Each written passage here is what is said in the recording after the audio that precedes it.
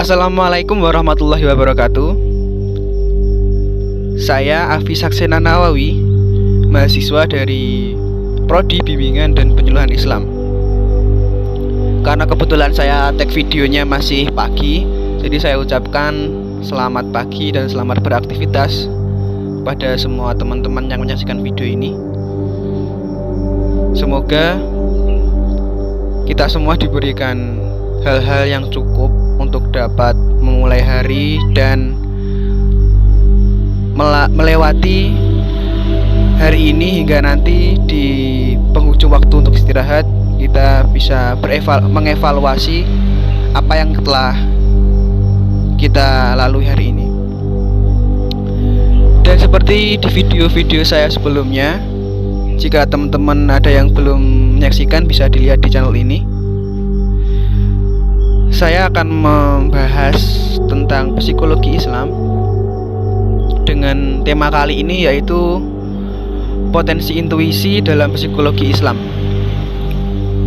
Intuisi ya, mungkin teman-teman ada yang masih belum familiar dengan kata intuisi karena penggunaannya juga tidak terlalu sering. Biasanya di puisi-puisi itu kita dapat menemui kata-kata intuisi ya. Kalau untuk sehariannya kata intuisi saya kira jarang dipakai. Nah, apa pengertian intuisi? Intuisi merupakan gagasan atau ide yang hadir berdasarkan naluri tanpa melibatkan pikiran atau pertimbangan yang logis. Saat intuisi hadir, seseorang bisa mendapatkan ide apapun meski tidak jelas dari mana datangnya.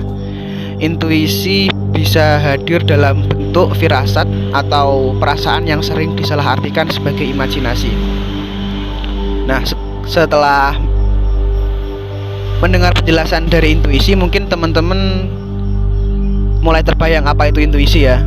Sebenarnya kita sering mengalami intuisi tersebut, seperti tiba-tiba punya ide atau punya gagasan saat kita diberikan kepada beberapa pilihan atau masalah, kita seperti diberi jawaban agar kita bisa menghadapi masalah yang kita hadapi.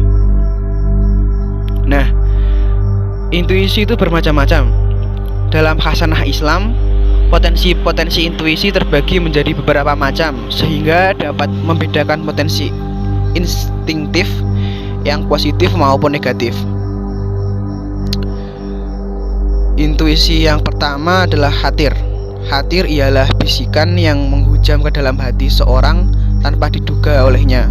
Hatir juga disebut sebagai bekas-bekas yang timbul di dalam hati seseorang yang mendorong dan mengajaknya untuk melakukan atau meninggalkan suatu perbuatan karena berubah-ubahnya hati. Hatir sendiri dibagi menjadi 4 bagian, yaitu yang pertama bisikan yang datangnya dari Allah yang disebut bisikan robbani. Yang kedua bisikan malaikat yang disebut dengan ilham. Yang ketiga bisikan nafsu disebut hajis ya, bukan najis.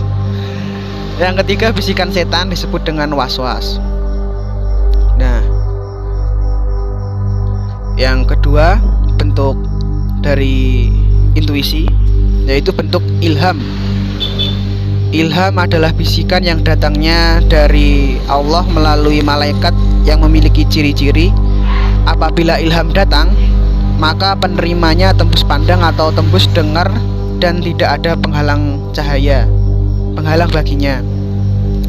Tidak melanggar ketentuan, seperti mengajak berbuat maksiat, melanggar ketentuan Allah dan melanggar syariat, seperti yang dilakukan oleh para dukun yang mendapat ilham syaitoni dan bisikan mengajak untuk membuka aib orang lain.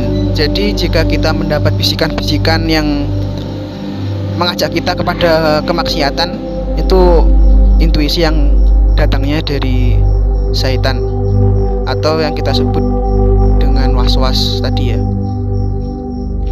Yang ketiga, senantiasa bisikannya tidak akan salah. Jadi intuisi itu datangnya langsung dari Allah dan tidak akan salah. Kalaupun salah, mungkin akan ada makna yang tersirat di balik bisikan-bisikan tersebut. Jadi jangan segera mensalahartikan intuisi yang kita dapat. Dan potensi intuisi yang selanjutnya adalah al-warid. Al-warid adalah limpahan pengetahuan, ketajaman berpikir, dan bisikan kegembiraan atau kesedihan. Ia lebih tinggi daripada hatir. Pengaruhnya tergantung pada kesiapan atau kemampuan mental manusia. Ia juga dapat menyebabkan kegaiban dan kegilaan. Al-bawadib adalah kejutan-kejutan gaib yang muncul secara tiba-tiba yang menimbulkan kegembiraan atau kesedihan. Yang ketiga adalah ilmu laduni. Menurut pandangan psikologi, ilmu laduni disebut dengan pengetahuan diam-diam atau pengetahuan implisit yang dipelajari melalui pengalaman tanpa intens. Dan pengetahuan diam-diam ini tidak bisa diakses secara biasa oleh kesadaran. Itu tentang ilmu laduni ya. Yang selanjutnya adalah was-was. Was-was sendiri adalah kekuatan intuitif manusia yang cenderung melakukan kekeliruan dalam menilai atau memiliki kekeliruan penilaian, walaupun itu biasa diprediksi. Dengan kesenangan yang luar biasa, manusia menciptakan dan menopang kepercayaan palsu. Was-was tadi bagian dari hatir ya, yang datangnya dari bisikan setan. Yang terakhir adalah firasat.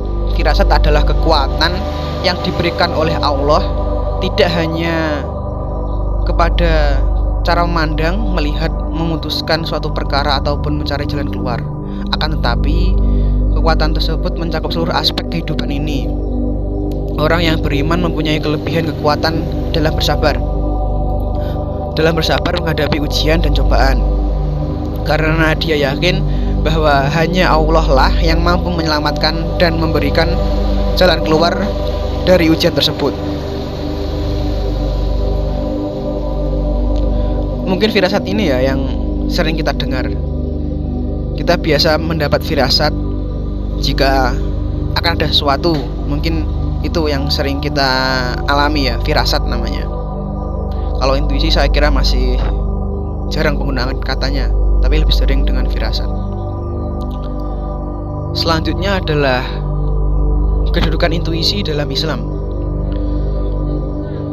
Jadi intuisi itu bukan sembarang hal yang sifatnya remeh-temeh, tapi di dalam Islam juga memiliki kedudukan.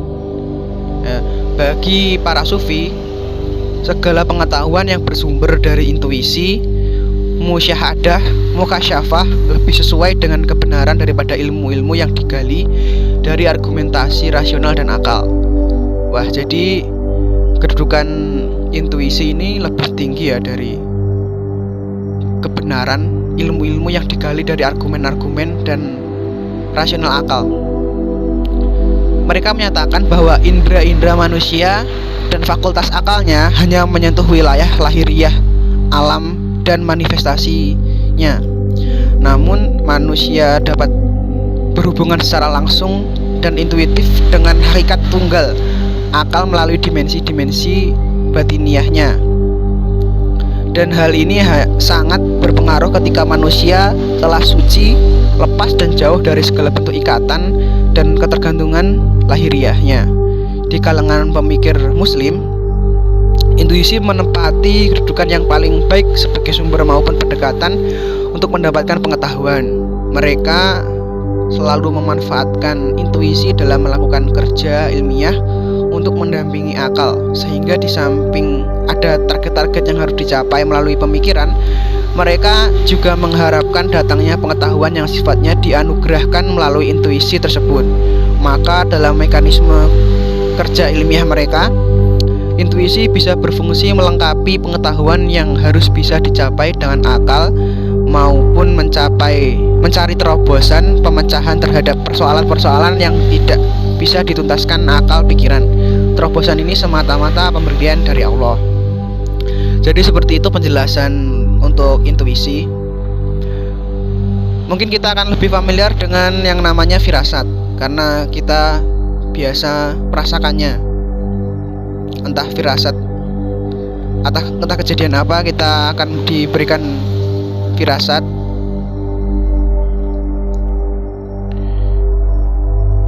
Dan kedudukan firasat itu dan kedudukan intuisi itu bukan sembarang di Islam ya. Di Islam bukan sembarang. Di Islam sendiri kedudukan intuisi bukan sembarang ya. Intuisi sejajar dengan ilmu pengetahuan yang digali dengan argumen-argumen rasional dan akal. Jadi bagi para pemikir, intuisi cukup berimpact bagi hal-hal yang mereka kerjakan. Mungkin cukup itu dulu video kali ini ya, tentang